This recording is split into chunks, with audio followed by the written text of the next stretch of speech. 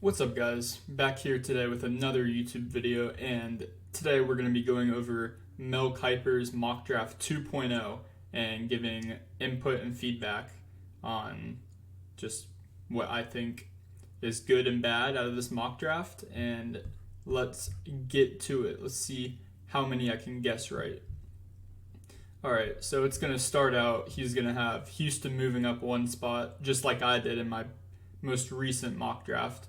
And I like that, and I think that's the most probable outcome here. And with that first overall pick that Houston moved up for from the Chicago Bears, they take Bryce Young. And I do see this as a very possible thing for DeMeco Ryans to go get his new quarterback in Bryce Young. And I think this is the most possible thing. I like it a lot. So I'm good with that. Even with the questions on Bryce Young's size, still think he should be the first overall pick. Next up, now we have another trade down by the Bears. Now, I don't think this is likely to happen. It could, but usually teams don't trade down twice from the same spot.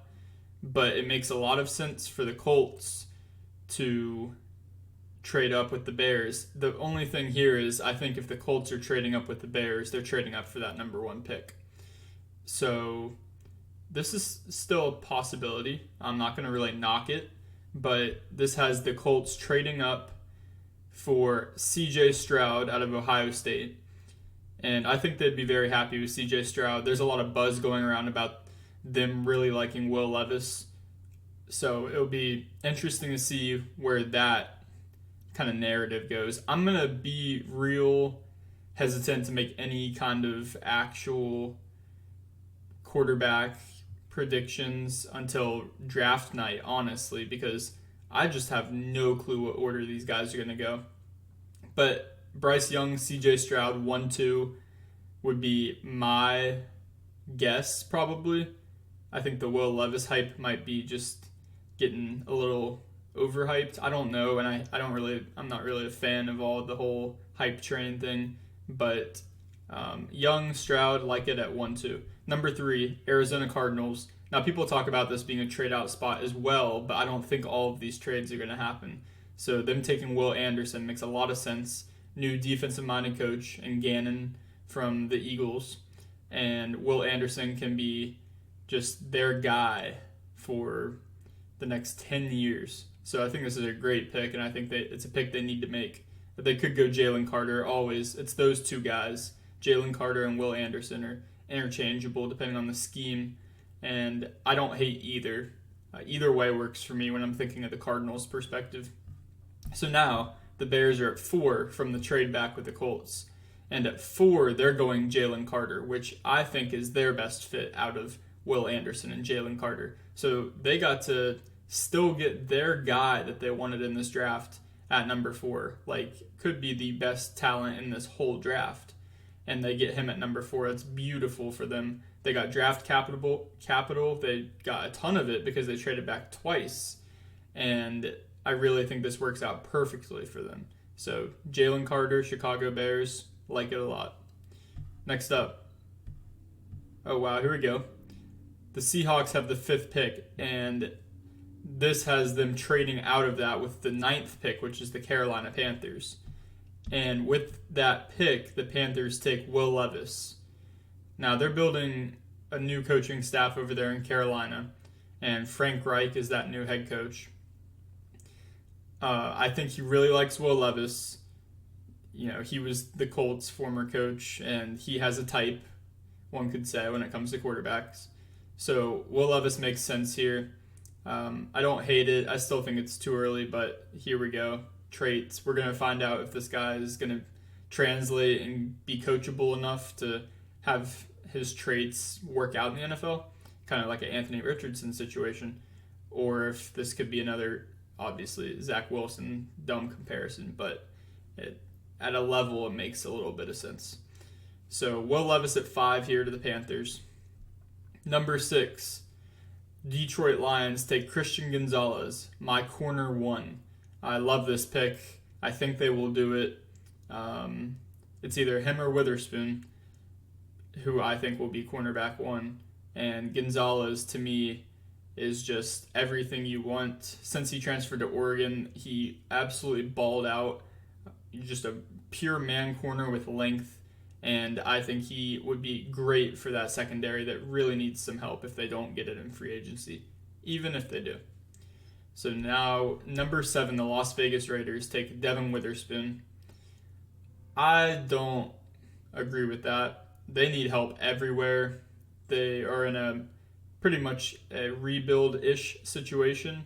And in my eyes, the best way to really kickstart that, especially if they're planning to retain Josh Jacobs, is to bolster that offensive line. So I like tackle here. I even like edge help. I like defensive rushing. They had only Max Crosby last year. He was by himself. So they really need some extra guys there to get after the passer. And I don't think a corner is their pick here, especially a guy that's kind of more projection based with Devin Witherspoon. I do not think I agree with that one. So I would go either offensive tackle or maybe hit on an edge rusher, which there are plenty here. I haven't seen Tyree Wilson or Miles Murphy or the guy below here that the Falcons take, Will McDonald, off the board yet, so I can't see them going corner at 7. Number 8, we have Will McDonald out of Iowa State.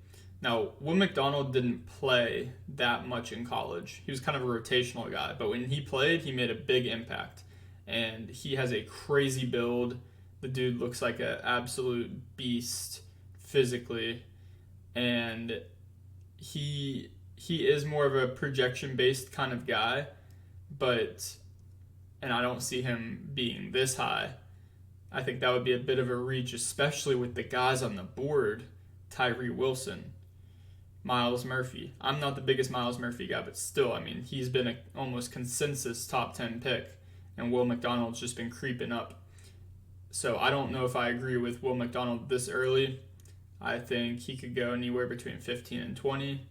I think the Packers are a good spot for him, but they have him here at 8. I think that's a bit early, but we will move on to number 9, which is Seattle Seahawks taking Anthony Richardson. Now, I don't see the Seahawks trading out to take a QB. Like, if they're going to take a QB, they're going to take their guy at that spot to make sure that he's not gone within the next 4 picks that they traded back to. So I think that's a bit of a not really a realistic scenario at all, because you're just going to hope that Anthony Richardson doesn't get taken by like the Raiders, or a team doesn't trade up and swoop him. You're just going to sit there at 9. You're going to trade back out of your power at 5. And you just stick and take your guy. It's not worth it, because he goes off the board, now what? So Anthony Richardson here. I could see maybe the fit for him to sit under Geno, but that's not a trade back kind of situation, so I don't really agree. Number 10, the Philadelphia Eagles taking Peter Skoronski out of Northwestern. They do need to re-up on their offensive line, so I don't hate it. I wouldn't say it's real bad, but I like corner for them because it's going to become a need with James Bradbury, and I think that edge rusher, with so many free agents on the market, I think that getting an edge rusher, which there are plenty, again, I don't understand this. These edges and Mel Kiper's mock here are all slipping, which I just can't see happening on draft night. But they stick and take Peter Skoronski. It's not terrible. I don't know if he's really a fit for that offense, but I do like a corner or edge rusher far more than I do Peter Skoronski here at 10. Number 11, we have Paris Johnson to the Titans, and this is one of the biggest fits I could ever see. Him or Skoronski, honestly, to the Titans. It's so clear that the Titans need offensive line help, and it's a great building block to start on to really, get a better situation for whoever's going to be that quarterback, if Tannehill's still going to rock it out for a year or two more. Either way, Paris Johnson here. He's my offensive tackle 1 in this draft class. His run blocking ability and his athleticism in both the run and pass blocking game is phenomenal. And at the college level, he was on a dominant offensive line, but he really made his mark. And I love Paris Johnson. Just a great prospect, very hybrid kind of guy. So him to the Titans is one I've had in a ton of mocks. So I like that a ton. Number 12, here we go. Finally, Tyree Wilson, who I like as a top 5 player in this class. Pure speed, can make outstanding athletic plays with his length, and I do not think he should fall to 12. But if the Texans get him at 12, man, should they be happy. That would be a ridiculous pick. So Tyree Wilson at 12, I love that for them. Don't think there's any chance he gets there. Number 13, New York Jets. And they take Anton Harrison, tackle out of Oklahoma. Anton Harrison's a good player, but I don't have him at this range. I have him more in the 25 to 30, back into the first round, maybe early second. I liked my Steelers getting him with their gifted pick from the Bears, basically, for Chase Claypool at 32. But the ideal reality for the Jets here, I think, is Paris Johnson. But obviously, I don't. There's a very solid chance he doesn't get there. But Anton Harrison, good player. I can't be mad at this. I think they should go tackle either way. If they like Anton Harrison, good pick. They need to finally get the offensive line right. It's been a struggle for so long. They just need to address it and finish it. And Anton Harrison would help with that. Really, any of these top tackles in that conversation, I like for the Jets. I can't really see them going any other direction, honestly. Number 14, we have Jackson Smith-Njigba to the New England Patriots. And I don't think they'll do this, but I don't hate it. I think that JSN is more of a projection guy just because he didn't consistently have success in college. He had a crazy Rose Bowl, showed what he could do, was out this whole past year with some nagging injuries. And I don't think the Patriots are the type to go take a guy like that at number 14. Maybe they are. Maybe I'm wrong. But I think they go a more corner, edge rusher, maybe offensive line again. I can see a lot of other realities happening before I see JSN. I could even see Jordan Addison here instead of JSN. So I don't really see this happening, but I don't hate it. Number 15, we have Michael Mayer to the Packers. And this one I do see happening. And whoever's going to be the quarterback there is going to need more weapons. If it's Love, then he's going to need a dynamic receiving tight end, which is Michael Mayer. I don't know if his talent is a top 15 talent. He's a great player, but the tight ends are very deep this year, and I don't know if going this high on a tight end is really worth it when you could get a guy like Luke Musgrave or Dalton Kincaid a little bit later. But Michael Mayer here, still like the pick, and it will help whoever is the quarterback over there in Green Bay when it comes time for next season. Number 16, Darnell Wright, tackle from Tennessee, to the Commanders. And I think the Commanders' pick here at 16 is so clearly a corner that it's ridiculous, especially in this mock draft because all of these corners aren't taken. So it's not like they just didn't get their corner. They're just choosing offensive line. And I don't agree with that at all. I think they 100% will take one of these top-tier corners because they need it really badly. Even with the St. Juste breakout potential, I think they 100% need secondary help, and that starts with corner. So I do not agree with them going Darnell Wright here, but he's a good player. I again have him in my kind of 25 to 35 range on my board, but really good player. Could see him going really anywhere. There's a lot of tackle needy teams, including my Pittsburgh Steelers, who their two big glaring needs, actually maybe three, are corner, offensive line, and middle linebacker. And which is the biggest one? It depends on if Cam Sutton is re-signed or not. If Cam Sutton is not re-signed, then corner is probably our biggest hole on the roster. And I would be perfectly good with the corner going. I wouldn't pick Joey Porter here to be our corner, if it was my pick, I like a Cam Smith a lot just because of his play style. Joey Porter does have that same kind of play style. We like press man, physical corners in Pittsburgh, but it really depends on if Cam Sutton's coming back. And I like Cam Smith. That's who I would pick here. Even if Cam Sutton did come back, it depends. I like tackle. I like Broderick Jones. There's a few. So if I had to pick, I would go probably Cam Smith, but not mad at this pick at all. Obviously, the Joey Porter connection is a cool thing, and Steelers love to do stuff like that. So we will see. Number 18, the Detroit Lions. They picked Drew Sanders, linebacker out of Arkansas, formerly of Alabama. And Drew Sanders is a beast at the middle linebacker position, and they really need linebacker help. They're just very thin and young and inexperienced when it comes to linebackers and secondary. Their whole defense, really, that was the real hole in that roster this past year, as it was clear with Dan Campbell running it. And Drew Sanders, I like him. This may be a little bit early for him, but they really, really, really need a solid middle linebacker. So I don't hate this, especially because it's their second pick of the first round here. Number 19, Emmanuel Forbes out of Mississippi State. Last year we saw Martin Emerson come out of there, and he played a lot for the Browns this year. Emmanuel Forbes and his pick sixes are crazy. He led the whole nation in pick sixes this past year, and absolutely can blow up plays. It has crazy vision, crazy length. I don't know. I was watching some film, and he kind of reminds me, this might be a weird comparison, but just length-wise and physical-wise, he reminds me of Sauce. But there's obviously a lot of disparity in that conversation. But he's really good.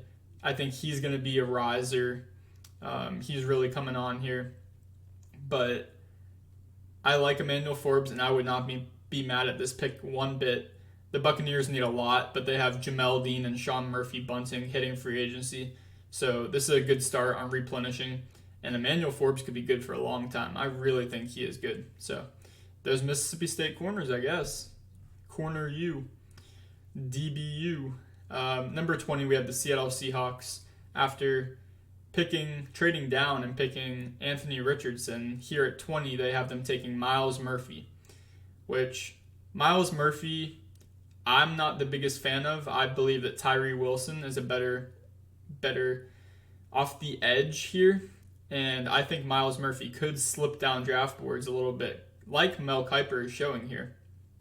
But 20, I don't know if he makes it there. I think that they can end up with Myles Murphy in the top 10 possibly, but when you're just looking at who they end up getting in the first round, AR and Myles Murphy, I'm not that mad at it. They really need interior defensive line badly. Jalen Carter would have been a match made in heaven for them, but they just weren't high enough, sadly. So Myles Murphy here, I don't hate it. I think he could end up slipping like this is showing, but maybe not that far. Number 21, the Los Angeles Chargers. They take Jordan Addison. Used to be a Pitt player, transferred to USC. Crazy separational, had a great year with Kenny Pickett, and he is exactly what the Chargers need, and that is a vertical threat with speed and just a good route runner, someone that can actually get open and separate, unlike Mike Williams and Keenan Allen. I know they're great receivers, but Justin Herbert desperately needs someone that can get open. And you go watch Keenan Allen run routes nowadays, and he is so far gone. I'm sorry, but he just cannot. He can go high point a ball, good, but just you can't run your whole offense. Their only real separator right now, who's a good receiver, has kind of come on, but still not. You don't want him to be your guy. Is Joshua Palmer. So they desperately need help, and I believe Keenan Allen could be a cut candidate. So it would be very, very interesting to see how they move with Keenan Allen in the future with his injury history and stuff. But Jordan Addison, I love here for them. So great pick at 21. 22, Zay Flowers, Boston College. Zay Flowers has really come on in this post-Super Bowl time. of film and people realizing how dynamic he is and what a playmaker he is. Pure playmaker. He gets the Antonio Brown comparison. I think it's a little bit crazy. But Zay Flowers at 22 might be a little bit high, but people could take a shot on him. There are a lot of wide receiver needy teams. I don't think wide receivers are going as early as Mel Kiper has here. And I sure don't think that Zay Flowers is going at 22. But could happen. The Ravens have a lot of receivers with that same kind of body type ish. Zay Flowers is very short, so I don't mean it like that, but I could see them going like a Quentin Johnston. I could see them going with a bigger, more physical kind of guy. So, but maybe Zay Flowers. He's electric. His speed is off the charts. He's a dynamic playmaker, has crazy change of direction and agility. Put up really good numbers at Boston College, but this may be a bit too early. Don't hate it though. Number 23, Deonte Banks, corner out of Maryland. And there's still corners on the board I like better than him, but he is good and he has also been a riser. And the Vikings really need secondary help. So I do not mind this a bit. Depends on which corner they like a lot. It's really hard to tell who's going to hit or miss. I have guys that I think are a bit better, but Deonte Banks is a good one. And I think he could maybe end up at the back end of the first. Maybe not this high, but the back end of the first, I believe. On to the Jacksonville Jaguars. Lucas Van Ness out of Iowa. And Lucas Van Ness is a beast. And I don't know. I don't know if the Jags want to go D-line here. They could definitely use some help on the defensive side when it comes to pass rush. But I don't know. I see some tight end potential here with Peterson being their coach. He loves his tight ends. And with Ingram re-signed, I think they probably will re-sign Evan Ingram. I can 100% see a Dalton Kincaid here. I could even see Darnell Washington, a huge tight end out of Georgia. So I don't hate Lucas Van Ness here, but I'm not as big on him. And I could see a tight end. I really like tight end for them. That's a big fit in my mind this draft, especially what pick they're at. They could even trade down a few and take their tight end. I wouldn't mind that at one bit. New York Giants at 25. See, I like Quentin Johnston here because I don't think that they can go get another slot, which would be Jackson Smith-Njigba or Jordan Addison. Jordan Addison's not a slot, but that kind of body type and that kind of play style, they've picked so many. Kadarius Toney, Wan'Dale Robinson, those are just the last two drafts. Kenny Golladay was supposed to be their big physical receiver, didn't pan out. But Quentin Johnston here is that big physical receiver with speed. He did fall down the boards a little bit. He has some questions. The combine will tell a lot for him. But I think he'd be a good fit here, and it's good to get a bigger physical receiver for this team and not just the same body type. So I like that a lot. Number 26, here we have Dalton Kincaid going to the Cowboys. Dalton Schultz could walk in free agency. Makes sense. Replace him with a really good tight end in Kincaid. Kincaid harassed USC all season and beat him twice. But I don't think that's their biggest need here. I like a Bijan Robinson if they let Pollard go or Zeke, either or. You know how Jerry Jones loves to pay big running backs and take their guy. They also would get the fifth-year option on him. I think that's a great way to build. I also like a corner for the Cowboys because they really need secondary help. They had some no-names out there this year. So I don't know if tight end's their biggest need. I know it's not, actually. But, yeah, I don't really like this pick a lot. They could go running back, corner. They could even go, if Leighton Vander Esch leaves, they could go linebacker. There's many other ways. So, yeah, not a big fan of that one. Buffalo Bills go Bijan Robinson, and they do need running back help. They did not run the ball very effectively, especially once it got down the stretch, which led to them putting the ball in Josh Allen's hands all the time. And I know these guys are superheroes, but he can only do so much. He can only run for 70 yards a game and throw for 250. And at some point, he has to play hero ball, which we saw even in the Dolphins game. He was just chucking him up and throwing horrible picks because he may feel like he needs to do everything. So they really need some dual threat help where they have a guy on the ground as well that can be good. And Bijan is the answer to that. I think this could also be interior offensive line. I love Osiris Torrance here at this pick to the Bills, but Bijan, not mad at it at all. Again, I don't know how this will pan out on draft day. Bijan could go at 10 to the Eagles, or he could go at 35 in my mind. So it will be interesting to see. And Bijan here, I think it's a good pick, and it's about the range I'm going to go ahead and guess that he will go. 28, we have Luke Musgrave out of Oregon State to the Cincinnati Bengals. And Luke Musgrave, another good tight end. This is a very good tight end class.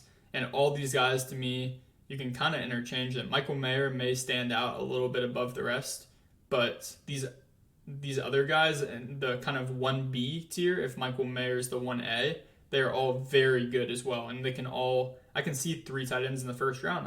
I could see even 4 maybe. And Luke Musgrave is a beast. And 6'6", Bengals need a good tight end. Hayden Hurst was pretty serviceable this year. He actually played pretty well. But they're kind of rotational when it comes to the tight end spot every year. They had Uzama and then Hurst. And now getting a young guy that they can really lock in there is a good idea, and I like that a lot. So Luke Musgrave here to the Bengals. At 29, the Saints go Darnell Washington. Nah. No, they need way more than a huge tight end that is good, but we don't know how. He's a really good piece just because he can block so well, and he can catch and be physical after the run, obviously, but he's not very fast. We've seen his highlights, he's hurdled guys, stuff like that. But realistically, they need so much more. They need edge help with guys regressing really badly, like Cameron Jordan. And just all D-line help. They need some secondary replacements. They're still trying to build on that corner position with Alontae Taylor. And they need offensive line a little bit. Not too bad. But I don't think tight end... He's good because he can block. He's very versatile. It'd be a good piece. But I don't know. They could trade this back for a little bit more of a package in my mind. There's not a guy here that I'm like, oh, the Saints need him badly. And it definitely is not Darnell Washington. I could see them shipping this one back to the midway in the second round for a good little haul of picks for someone trading up to get, maybe Darnell Washington. I mean, who knows? But the Saints need a lot of help. They need cap relief. I don't think that Washington here is their solve-it-all answer. So, number 30, we have the Eagles, and Kalijah Kancey, the undersized defensive tackle out of Pitt, goes here. And he's been rising up boards into the first round, even higher in some things I've seen, which may be a little premature. But his combine is going to tell a lot, and he had the most sacks the last 2 years in the whole nation at defensive tackle. And the dude is a pass-rushing beast. Will he translate against bigger O-linemen, stronger O-linemen? That is a big question mark. We will find out.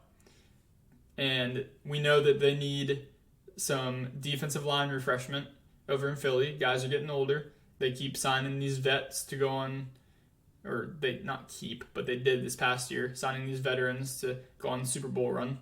But I like the pick. I like the pick getting younger there, really trying to keep your window open. I like it a lot. And then number 31, the last pick, because of the Miami Dolphins forfeit, is Broderick Jones, tackle from Georgia. And Broderick Jones, very long guy, has great measurables. And if the Chiefs let Orlando Brown Jr. walk, then I love this pick. If they don't, then this pick would not make any sense. But Orlando Brown could go. I don't think he's really played good enough. I think there may be recency bias if they do sign him with the good Super Bowl performance and such. But I love refreshing your O-line. Always got to protect Mahomes. This is a great pick. If it's not wide receiver, if Orlando Brown comes back, I could see wide receiver. I could see some edge help. But I could see like an Isaiah Foskey, if that makes sense, out of Notre Dame. I like that player a lot. But if they don't bring back Orlando Brown or Andrew Wiley, then I could see Broderick Jones go here completely. So that wraps up the Mel Kiper mock draft review, and thank you so much for watching. Stay tuned for more.